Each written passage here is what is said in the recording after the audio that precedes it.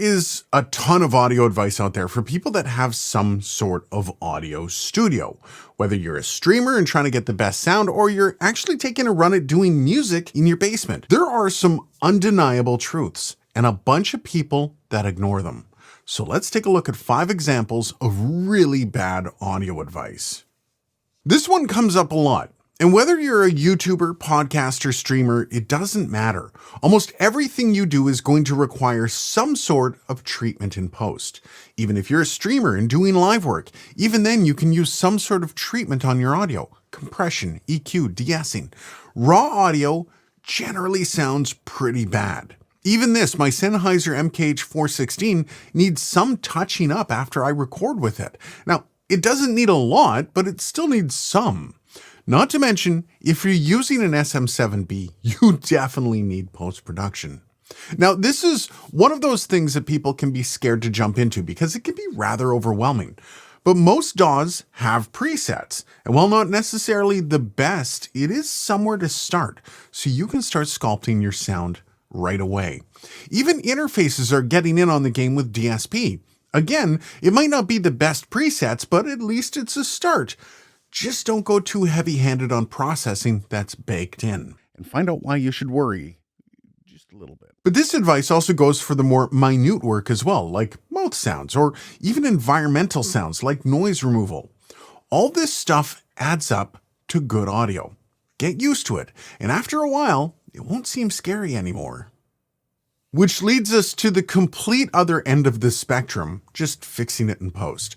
Now, this is very tempting sometimes when you realize halfway through recording that, well, something was forgotten. Perhaps you left that loud fan on beside you. Or you've been tapping your fingers while you talk. Now, the idea of fixing it in post is necessary when the product can't be replicated or can't be replicated in time. It is an emergency method. It is not the norm.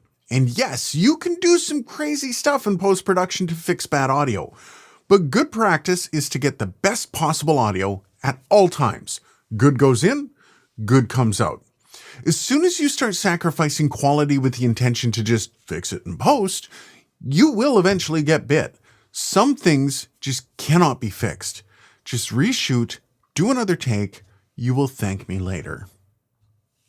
Now, this one is kind of mind-boggling. I know that room treatment isn't sexy to buy, but it is the most important thing in your studio, and frankly, it doesn't need to be expensive. Now, Auralex is great, but there are tons of videos out there on homemade panels, or even one of my videos, how to treat your room for cheap.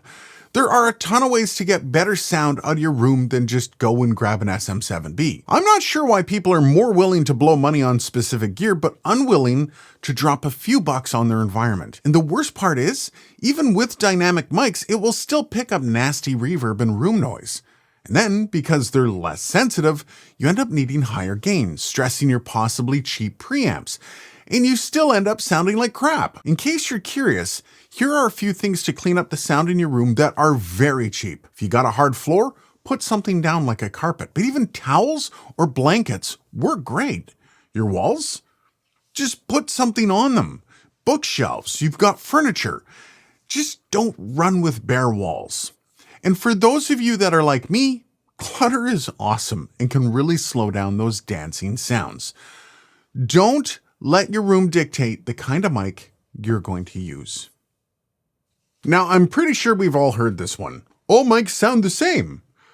That is really not true. And I receive this comment more often than not on videos where I don't like a specific mic.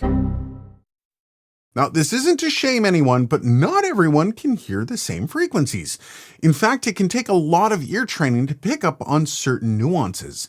Now, think of frequencies like wine. Not all wine tastes the same, but somehow there's people out there that can pick out different flavors in different wines. It's kind of the same with audio. And that means until you've developed your ear, you kind of have to put your trust into someone else to guide your decisions, like reviewers or friends. When you see comments like, dude, all these mics sounded the same, do not use that advice to make your final decision. If you are really unsure, get an SM58 until your ears start to develop more. Learning how to EQ can also help you develop them faster, as it lets you narrow down those frequencies. But keep in mind, in order to master using EQs, it requires good ears as well, so you can kind of build up both at the same time. Take your time though. There's no hurry to learning this kind of stuff. The more you do, the better you will get at it. I think the main message to this one is, though, willful ignorance and unwillingness to accept a truth will just make the learning process take longer. We get to finish off with one of my favorites. This one has been around for some time, and frankly, it just gets more ridiculous as we get better and better cheap gear. Now, there was a time where this was actually true. Back in the analog days, most people did not have the ability to release anything close to professional in their homes. And even when interfaces became the norm, the good stuff was still costing a massive amount. But over the past few years, there's absolutely no excuse. Preamps are about as clean and clear as they can be, even with entry-level gear. Certain things like multi-track capabilities are no longer a luxury. Even stuff like internal DSP is becoming commonplace when that was only in much more expensive gear. The base cost for quality has never been so cheap. You can do almost anything with an SM58 and a Scarlett 2i2, aside from drums. So again, for the people in the back, new gear will not make you better. It will not make you sound better. It will only cost you more money.